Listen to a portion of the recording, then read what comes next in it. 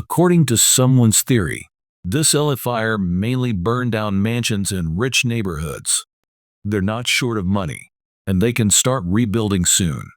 This fire is not only robbing the rich and relieving the poor, but it will also create massive GDP this year.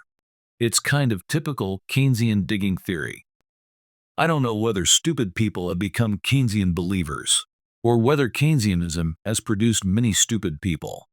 Assuming all of the above is true, then these rich people's money could have been invested in innovative endeavors, used as capital to help businesses grow, or done other spending, or done nothing at all, sitting in a bank, which lends money to create new value. Each of these funds has its own goals and can make real effective GDP, not fill the holes made by the fire. The simplest economics will at least tell us what opportunity cost is. When you put a cost on one endeavor, you necessarily give up another opportunity.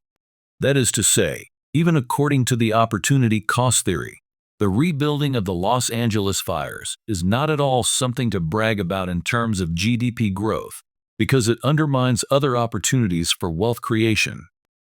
If Keynesian digging theory is correct, wouldn't it be better to simply burn all of America?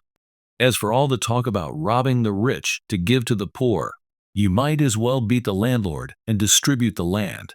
How that turned out has been proven long ago in China, and I'm not going to say anything more about it.